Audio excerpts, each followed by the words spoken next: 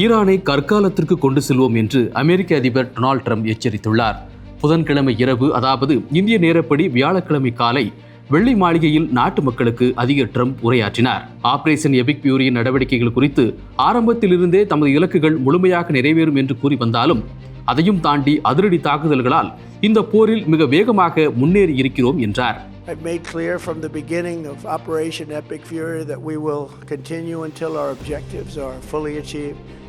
Thanks to the progress we've made, I can say tonight that we are on track to complete all of America's military objectives shortly, very shortly.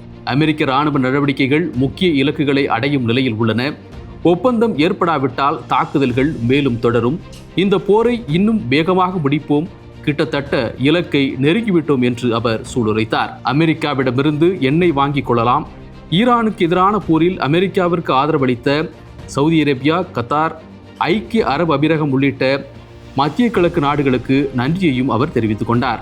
ஈரானின் அணு ஆயுத தளங்கள் மீது தாக்குதல் நடத்த உத்தரவிட்டதை குறிப்பிட்டு எந்த அதிபரும் செய்யாததை தான் செய்ததாகவும் அவர் கூறினார். ஈரானின் விமானப்படை, கடற்படை ஆகியவை அளிக்கப்பட்டுவிட்டதாகவும் அந்த நாட்டின் உயர் தலைவர்கள் அனைவரும் கொல்லப்பட்டு விட்டதாக தெரிவித்த ட்ரம்ப் எதிரிகள் தோல்வி அடைந்து கொண்டிருக்கின்றனர் என்றார்.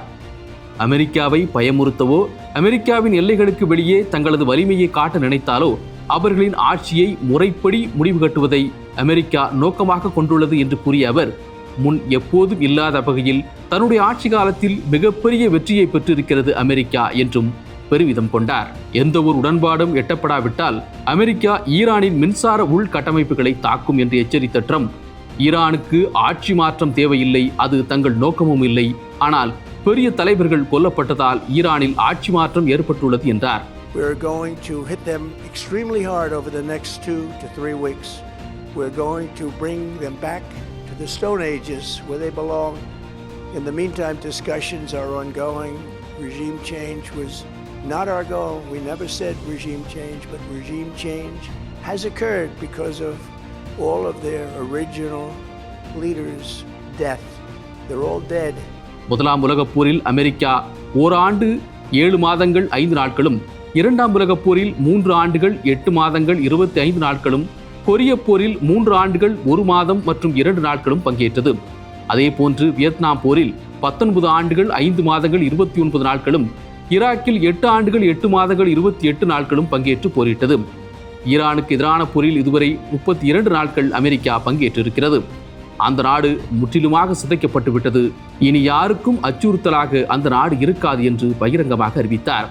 ஹோர்முஸ் நீரிணையை பாதுகாக்க மற்ற நாடுகளும் அமெரிக்காவிற்கு துணையாக இருக்க வேண்டும் என்று வேண்டுகோள் விடுத்த ட்ரம்ப், 2 அல்லது 3 வாரங்கள் ஈரானை அமெரிக்க படைகள் கடுமையாக தாக்கி அவர்களை ஆயுதங்கள் எதுவுமில்லாத கற்காலத்திற்கு மீண்டும் கொண்டு செல்ல போவதாக தெரிவித்தார்.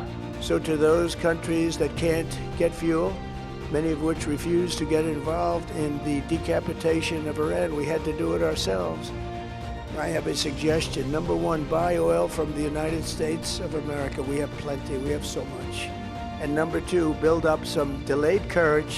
Should have done it before. Should have done it with us as we asked.